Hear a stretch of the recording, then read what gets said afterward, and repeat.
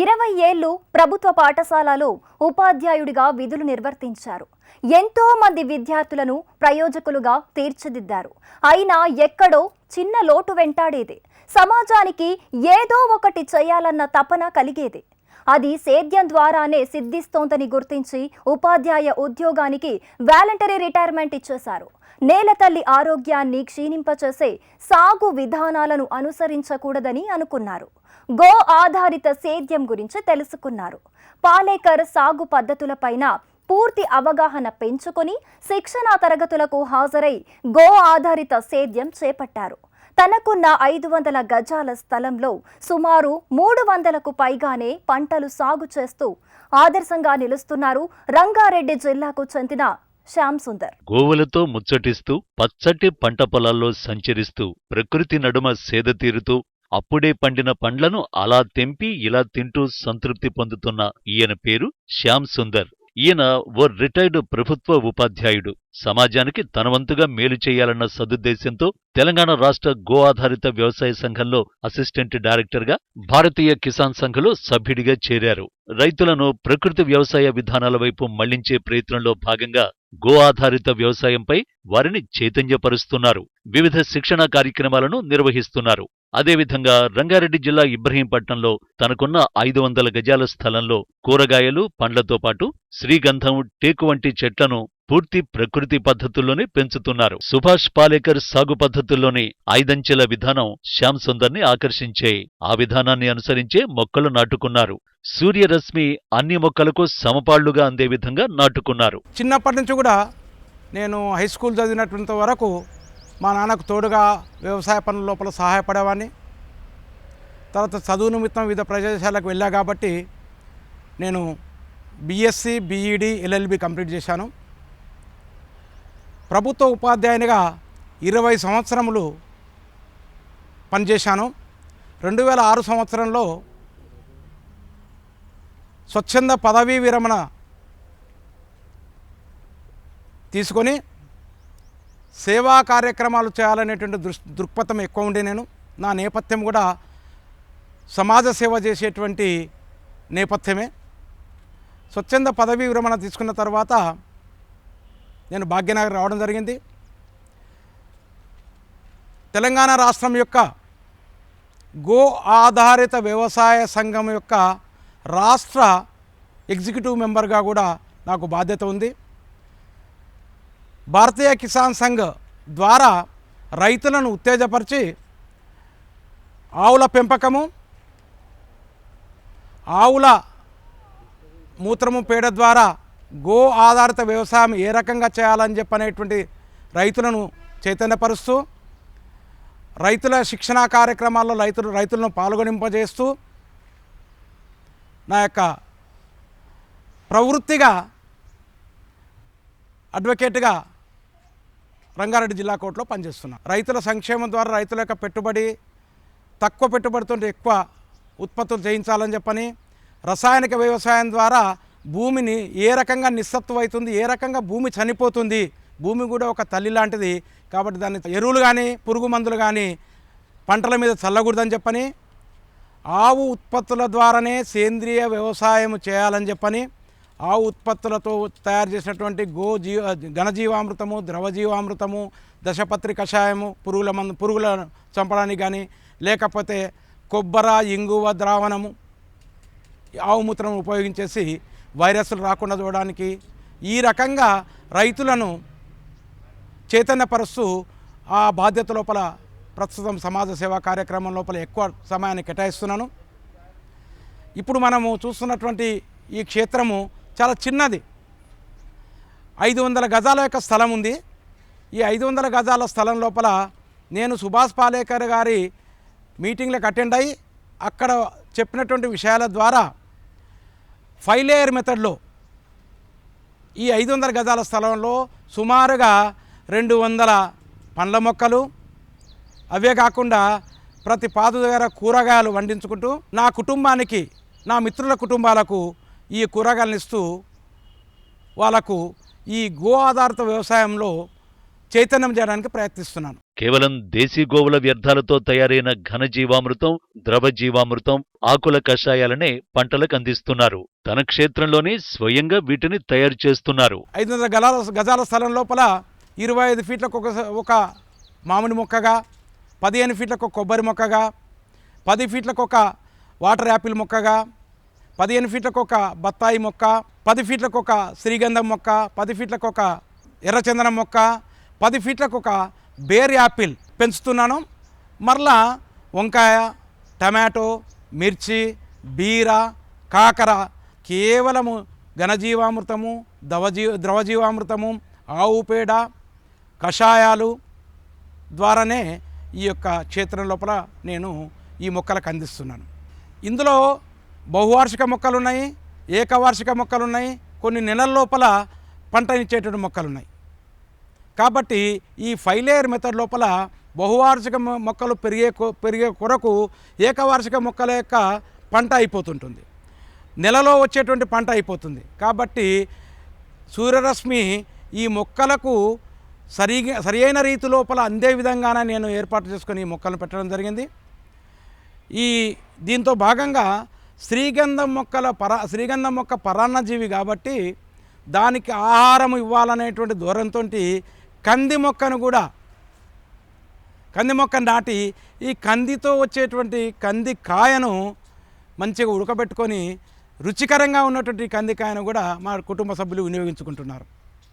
నా యొక్క కాన్సెప్ట్ ఏంటంటే ఈ చిన్న 500 గజాల ఈ 5 లేయర్ల మెథడ్లో ఉన్నటువంటి విధానంలో ఉన్నటువంటి ఈ పండ్ల మొక్కలు కానీ ఈ కూరగాయల మొక్కల ద్వారా ఒక కుటుంబము పోషణకు ఏ ఇబ్బంది లేకుండా, ఎటువంటి ఆహార పదార్థాలకు ఖర్చు పెట్టకుండా కేవలం 500 గజాల్లో వచ్చినటువంటి ఉత్పత్తుల ద్వారానే కుటుంబం మొత్తము జీవనం గడపడానికి అవకాశం ఉంటుందని నా భావన. ఆ కాన్సెప్ట్లో నేను ముందుకెళ్తున్నాను. ప్రకృతి వ్యవసాయంలో ఆవుల పాత్ర కీలకం. దేశీ గోవు లేనిదే సేద్యంలో ఉత్పత్తి అసాధ్యం. దేశీ ఆవుల వ్యర్థాల నుంచి తయారైన ఎరువులను నేలకు అందించటం వల్ల సూక్ష్మ పోషకాలు నేలలో అభివృద్ధి చెంది చక్కటి ఫలసాయాన్ని అందించేందుకు దోహదపడతాయి. అందుకోసమే శ్యామ్ సుందర్ రాజస్థాన్ నుంచి రాటి, సాహివాల్ జాతులకు చెందిన దేశీ ఆవులను కొనుగోలు చేశారు. దానా కోసం ప్రత్యేకంగా గ్రాసాలను పండిస్తున్నారు. దేశీ ఆవుల నుంచి వచ్చే వ్యర్థాలను పంటలకు వినియోగిస్తూనే అవి ఇచ్చే పాలను కుటుంబానికి సరిపడా వినియోగించి మిగిలిన వాటిని తన స్నేహితులకు అందిస్తూ ఆదాయాన్ని ఆర్జిస్తున్నారు. పంట సాగుతో పాటు పాడిని అభివృద్ధి చేస్తున్నారు శ్యామ్ సుందర్. 113 గజాల స్థలంలో ఓ షెడ్డును ఏర్పాటు చేసుకుని 5 దేశీ ఆవులను పెంచుతున్నారు. ప్రధానంగా దేశీ ఆవుల వ్యర్థాలను పంటల సాగుకు వినియోగించడంతో పాటు దేశీ ఆవుల నుంచి వచ్చే పాలను కుటుంబానికి సరిపడా వినియోగించుకోగా మిగిలిన వాటిని విక్రయిస్తూ ఆదాయం పొందుతున్నారు.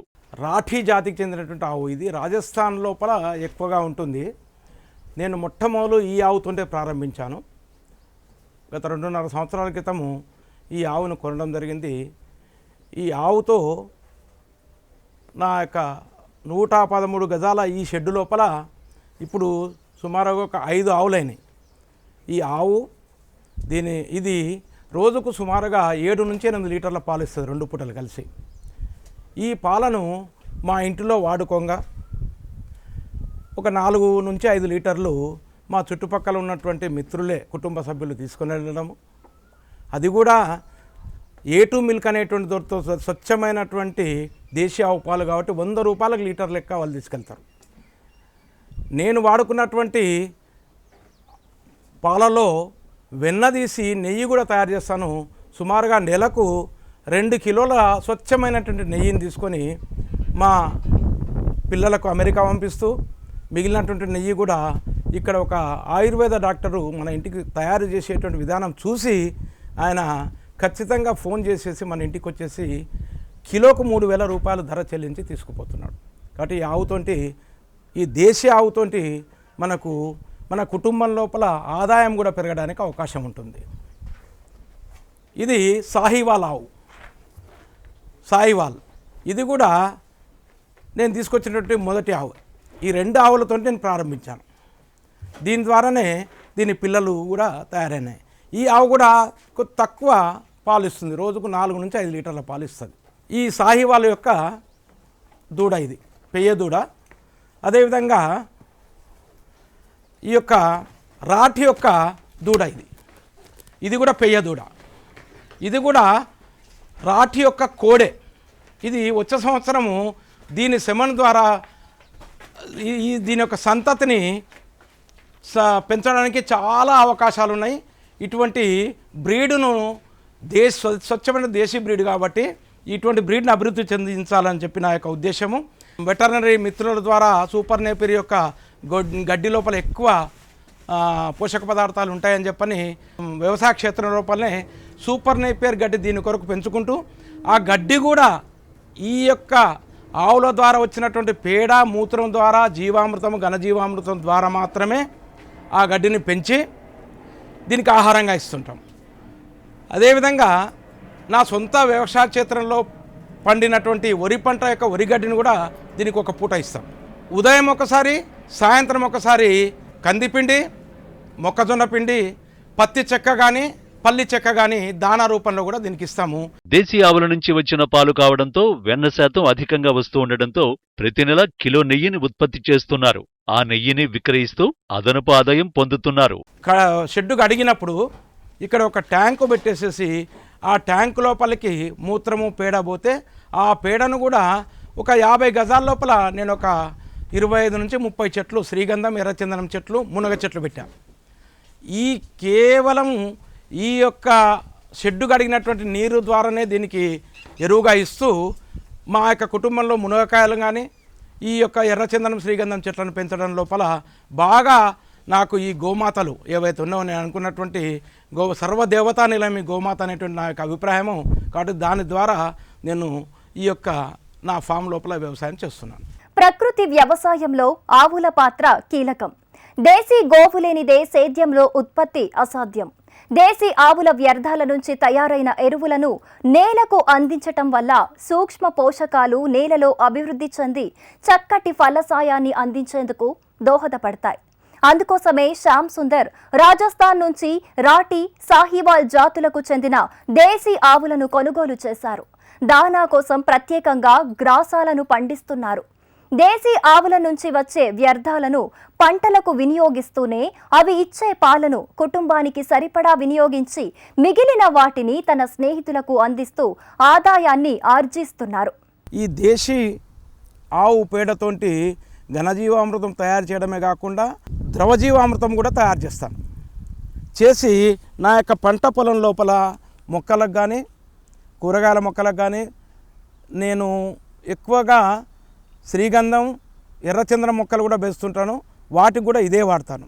ఈ ద్రవజీవామృతం తయారీ లోపల 200 లీటర్ల డ్రమ్ము లోపల 200 లీటర్ల నీరు, 10 లీటర్ల మూత్రము, 10 కిలోల పేడ, 2 కిలోల పప్పుల పొడి అంటే శనగపిండి కానీ ఏదైనా ద్విదళ బీజం యొక్క పప్పుల పొడిని, తర్వాత ఒక దోసెడు పుట్టమన్ను తీసుకొని బాగా కలియబెడతాను.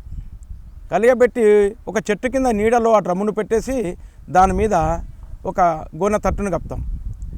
కప్పి ప్రతిరోజు ఉదయము సాయంత్రం ఆ డ్రమ్ములో ఉన్నటువంటి నీటిని ఒక కట్టె ద్వారా సవ్య దిశ లోపల అంటే గడియారం ముళ్ళు తిరిగేటువంటి దిశ లోపల సుమారుగా 5-6 సార్లు తిప్పుతాం. అంటే 2 నిమిషాల వరకు తిప్పుతాను. ఉదయం ఒకసారి, సాయంత్రం ఒకసారి. ఈ రకంగా 5 రోజులు తిప్పిన తర్వాత 6వ రోజు నేను బాగా తయారైనటువంటి అంటే సూక్ష్మజీవులు బాగా అభివృద్ధి చెందుతాయనలా బాగా తయారైనటువంటి ద్రవజీవామృతాన్ని నా యొక్క పంట పొలం లోపల వినియోగిస్తాను. అదేవిధంగా నేను పెంచేటువంటి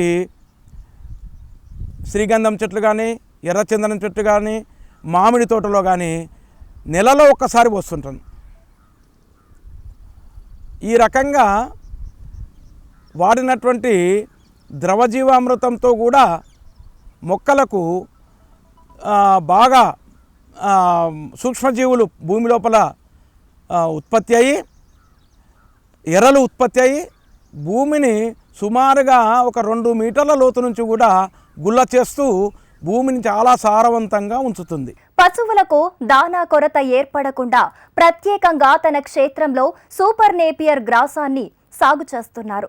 తక్కువ ఖర్చుతో అధిక పోషకాలు కలిగిన ఈ గ్రాసాన్ని అందించటం వల్ల నాణ్యమైన పాల ఉత్పత్తి అందుతోందని సంతృప్తి వ్యక్తం చేస్తున్నారు శ్యామ్ సుందర్. ఆ గ్రాసాలను సైతం పూర్తిగా ఆవుల నుంచి వచ్చిన వ్యర్థాలతోనే పండిస్తున్నారు. ప్రతిరోజు పచ్చి గ్రాసాన్ని పశువులకు మేపుతున్నారు. ఈ గ్రాసంతో పాటు కందిపిండి, మొక్కజొన్న పిండి, పల్లి చెక్కను అందిస్తున్నారు. ఇప్పటి వరకు పశువులు ఎలాంటి అనారోగ్య సమస్యల బారిన పడలేదని అంటున్నారు ఈ రైతు. ఇది సూపర్ నేపియర్ గడ్డి. ఇది బహువార్షిక గడ్డి జాతి మొక్కలు. ఇది నాటిన 2 నెలలకు పంటకు వస్తుంది, మేత వేయడానికి వస్తుంది.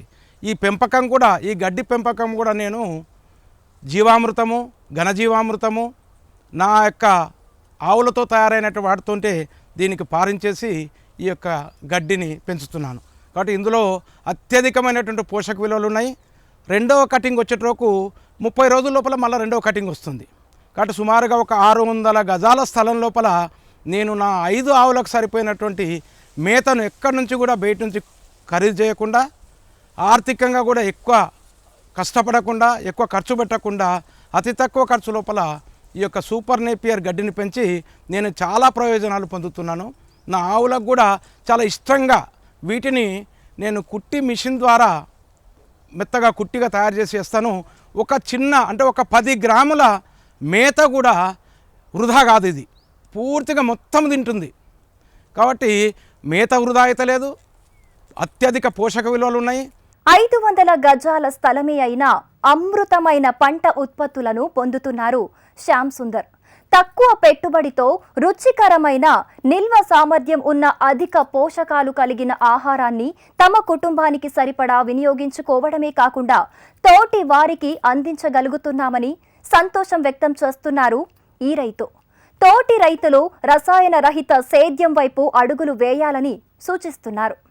ఒక్కొక్క రైతు కనీసం 2 ఆవులనన్నా, దేశీయ ఆవులన్న, అది కూడా దేశీయ ఆవులతోంటే నా యొక్క వ్యవసాయం. దేశీయ ఆవులతోంటే ఈ యొక్క సూక్ష్మ పోషక పదార్థాలు ఎక్కువగా ఉంటాయి. దేశీయ ఆవులతోంటే పంటల యొక్క నాణ్యత, రుచి ఎక్కువగా ఉంటుంది. కాబట్టి దేశీయ ఆవులను పెంచాలని చెప్పని ఈ యొక్క వెన్న తర్వాత వచ్చినటువంటి మజ్జిగను సేవా కార్యక్రమాలు ఉన్న దృష్ట్యా ఇక్కడ నాదర్గుల్లో ఉన్నటువంటి మాతృదేవోభవ అనేటువంటి సంస్థ నా యొక్క మజ్జిగను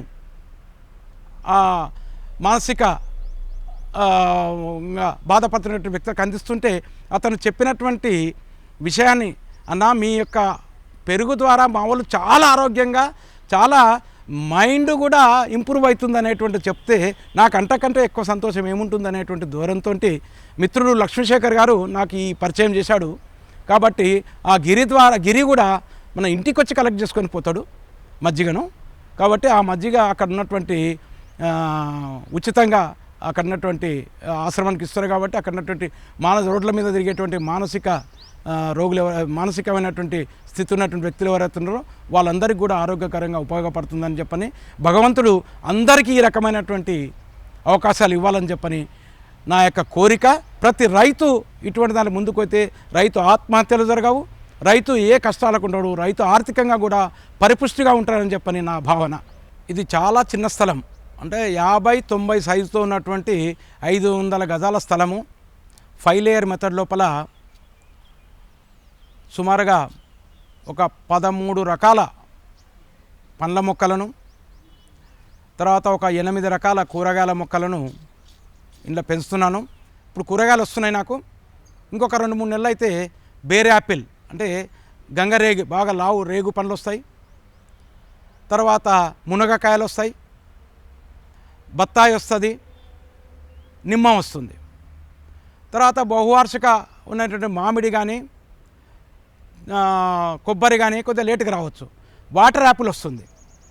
తర్వాత ఇవే కాకుండా ఒక 20 సంవత్సరాల వరకు ఎటువంటి వేరే మొక్కలకు ఇబ్బంది కలగకుండా పెరిగేటువంటి శ్రీగంధం కానీ ఎర్రచందనం కానీ బాగా వృక్షాలుగా చెందుతాయి. దాని ద్వారా కూడా నేను చాలా లాభం పొందడానికి అవకాశం ఉంటుందనేటువంటి ఎస్టిమేషన్ క్యాలిక్యులేషన్ తోటి నేను ఈ మొక్కల్ని ఈ రకంగా పెట్టడం జరిగింది.